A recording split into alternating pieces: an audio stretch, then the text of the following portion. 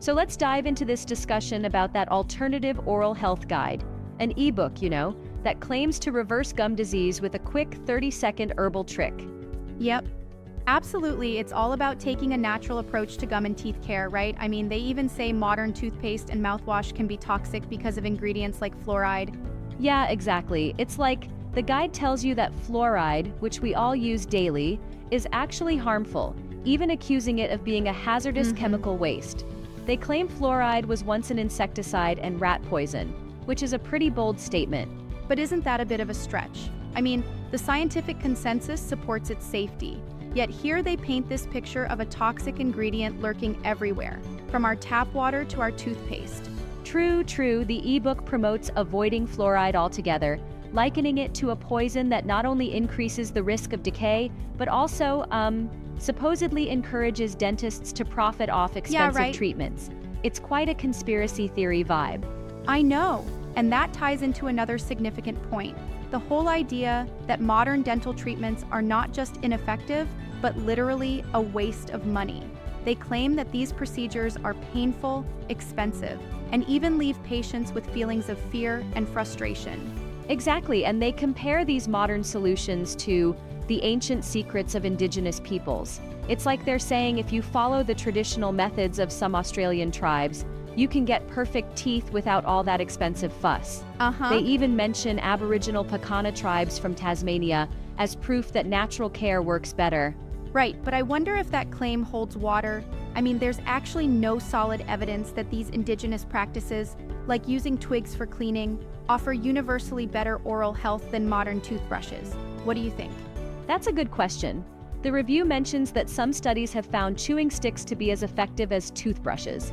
I mean, it's like these natural methods can sometimes provide a similar mechanical cleaning benefit. True. But overall, the evidence isn't robust enough to completely abandon modern dental care. Exactly. And it's also interesting how the guide portrays modern dental care as part of a global conspiracy. The author, who goes by Dr. David, is presented as an authority figure. But then again, his credentials are pretty much a mystery. Yeah, that's a key red flag. The pseudonym Dr. David, who, as far as we know, isn't even a verified dentist, is used to lend false credence to his claims. It's like, if he can't verify his qualifications, how can we trust all this advice? Precisely. And that lack of transparency really undermines the whole argument. It almost feels like the guide is just piecing together free information from the internet without a solid scientific backing. Right. The review also highlights that, despite some promising natural remedies, for serious conditions like periodontitis, you'd be well advised to see a professional. The guide might work for mild issues, but it's definitely not a substitute for conventional treatment when things get serious.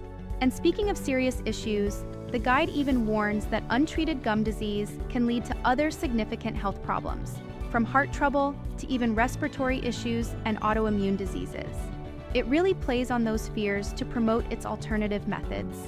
Yeah, it's like they really want you to believe that following their natural herbal method is not just about great oral health, but also overall well-being. But then again, those broad claims are hard to verify. Absolutely, and I'd add that the guide also leans heavily on an us versus them mentality.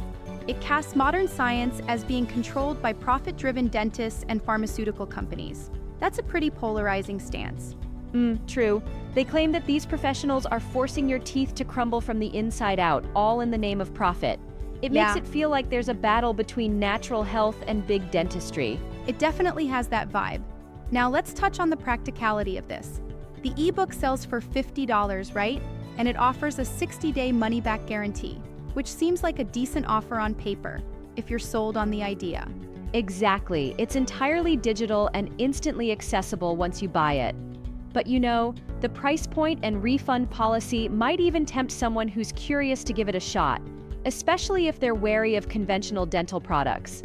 It seems like a risk worth taking for a lot of consumers. Sure, though, I do wonder if a 60-day refund period is really enough time to see if the 30-second herbal trick works. Dental health changes take time, right?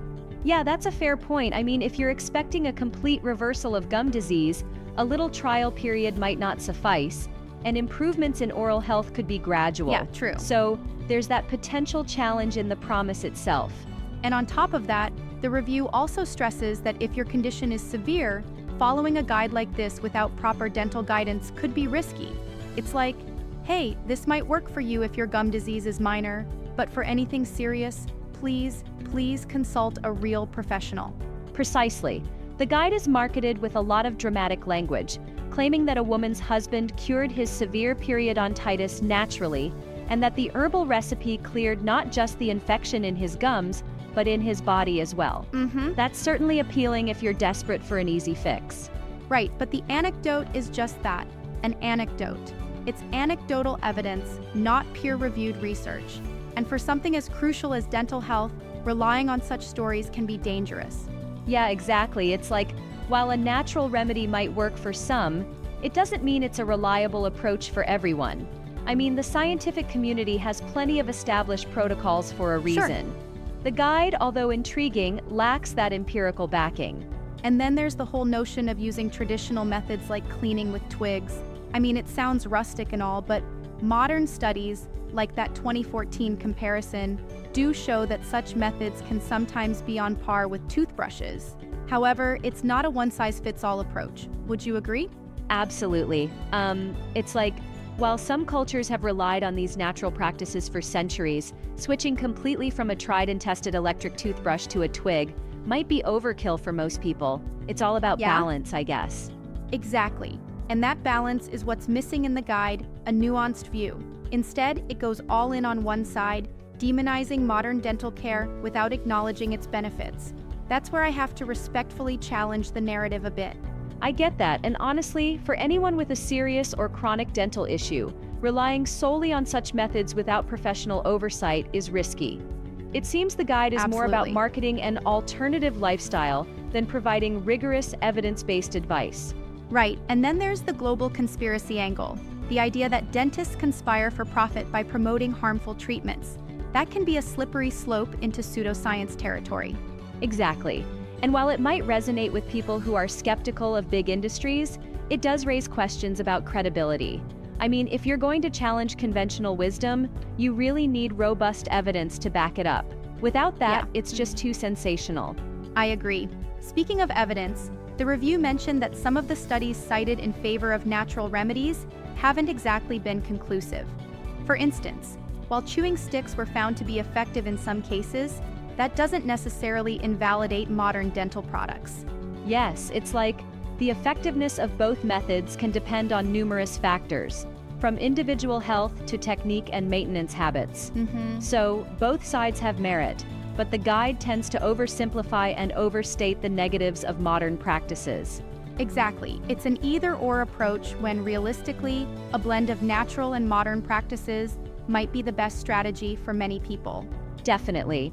And while the guide does include a bio-guide for identifying toxic ingredients in oral care products, it also contradicts a lot of established dental science. Totally. That's why for someone with significant dental issues, a professional opinion is indispensable. It comes down to weighing risks versus rewards.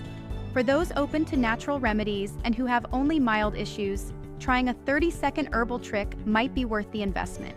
But for anyone with severe gum disease or periodontitis, it might be best considered as a complementary approach rather than a replacement. Exactly. It's like having a supplementary herbal remedy while still following your regular dental hygiene routine. And that way, you're not throwing caution to the wind.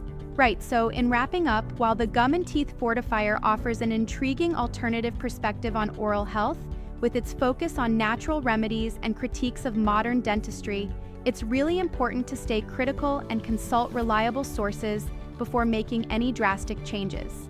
Absolutely. It's all about balance and critical thinking. The guide can serve as a conversation starter, but for true oral health, nothing beats the expert advice of qualified professionals. Exactly. Well said.